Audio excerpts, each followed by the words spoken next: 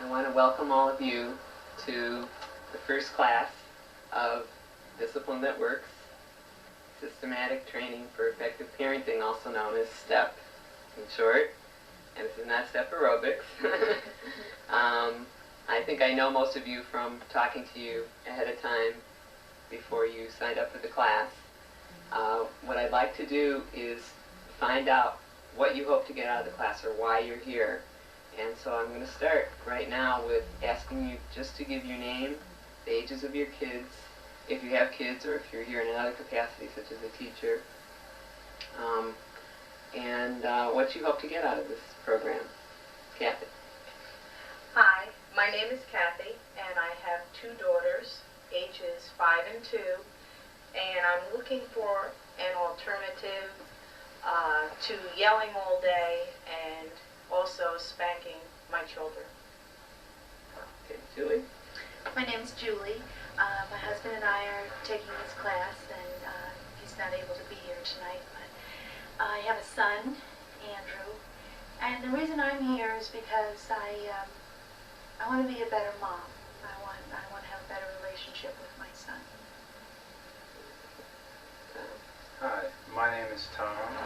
I have a daughter, Catherine, who's 2 years old. My wife, Susan, has taken the course, and I've seen the results that she's gotten, and I'd like to learn some of the methods of STEP so that I can apply it in order to better raise my daughter. Hi, I'm Susan, Tom's wife. As Tom said, I've taken STEP before. I'm taking it again with Tom, more or less as a refresher course to keep on my toes. I know that it does work. When I first took the course, Catherine was about 20 months old. At that point, we had gotten roughly 13 or 14 nights of uninterrupted sleep in 20 months. That was pretty rough. And second class, I told Aviva about this problem, and I asked her for some suggestions. I'd read a lot of things in books. None of them worked for us. Aviva gave me some suggestions. I went home. I tried them. After 3 nights, we have slept through. This has been 5-6 months now. We sleep through the night. Sleeping is no problem at all. I know that STEP does work. I've used it also in business, with business dealings with people, adults, just people in general. And the principles apply whether it be to a child or an adult or an employee. I know that it does work, and for all of you taking it for the first time, I think that it's a wise choice. Rich. My name is Rich. I work for a school district of about 5,000 students as part of a attendance improvement dropout prevention program. We've referred several times over the years to a STEP program that was run by the county. So I wanted to know a little bit more about it, specifically, though I knew the general idea and the principles. And also so that I could use some of the techniques when I'm talking to parents in terms of how to deal with their children. Hi, I'm Bonnie, and I'm taking this class. I think I have a pretty good relationship with my kids, but sometimes when things aren't going as well as they could be going, I do use anger to modify their behavior.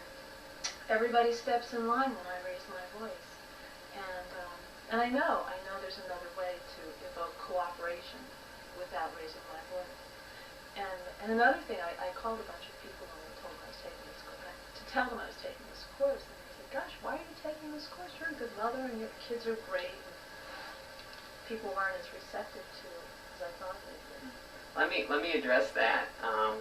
You said that people were surprised you were going to take a parenting course. Right. A lot of people react that way.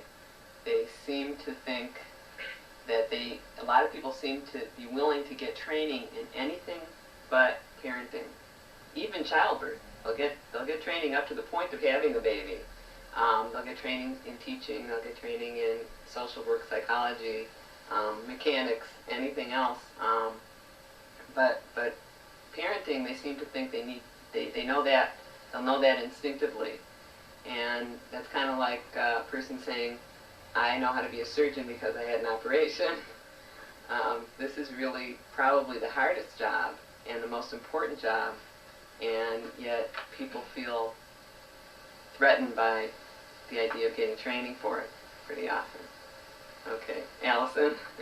Hi, my name's Allison. I have a 20-year-old stepson, and I'm 5 months pregnant.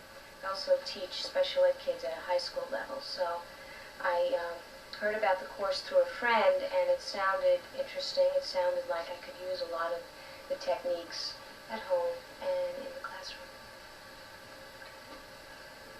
My name is Renee, and I have 3 children, 2, 4, and 6, and I work 40 hours a week.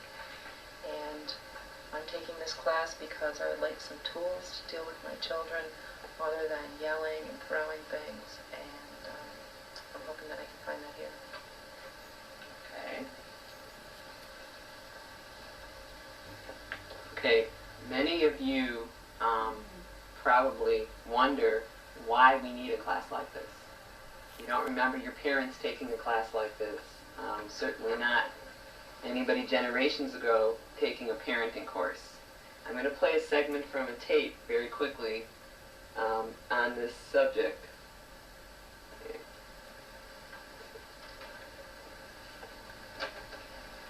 It's good that you could come over, Jean. We haven't had a chance to talk for a long time. I know, Sue. It seems that things just keep piling up. Mom, can I go to Barbara's house? No, Kay. You know you've been sick. The doctor told you to stay in bed and rest. Oh, Mom, I feel better, and I'm getting bored. Can't I go for just a little while? No. Now get back in bed. But I don't want to go to bed. I'm okay. I want to go to Barbara's. Kay, you heard me. Get to bed this instant. You never let me do anything. I'm sorry, Jean. No need to apologize. The same thing happens at my house. Children are so different today. When I was a child, I never questioned my mother. Neither did I. I don't understand why, but there seems to be no respect for authority these days. Okay. That last line, there seems to be no respect for authority these days. Even one generation ago, there was more respect. It seemed that there was more respect for authority. I know I went to school in Chicago. We even had to stand up when the teacher walked in the room. And I don't think they're doing that in Chicago anymore.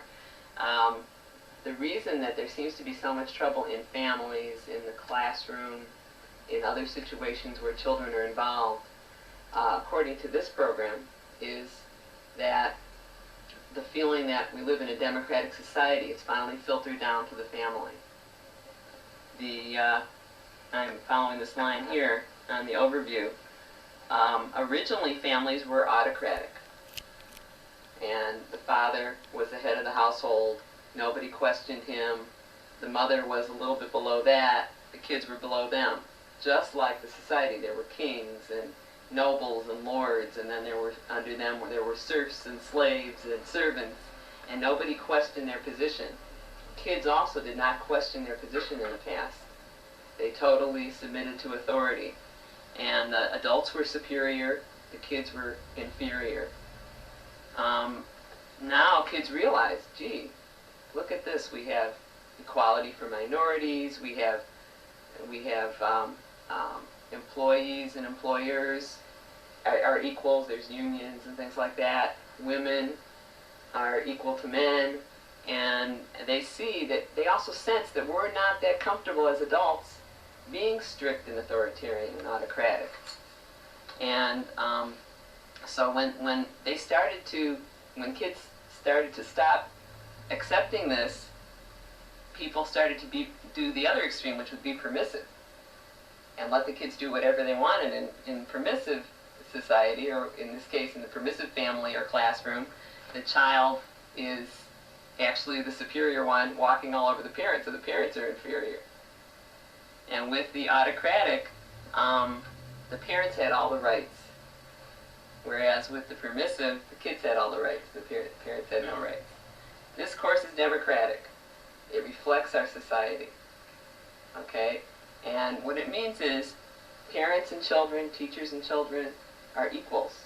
Doesn't mean equals in terms of knowledge or experience. You definitely have more knowledge and experience than your kids.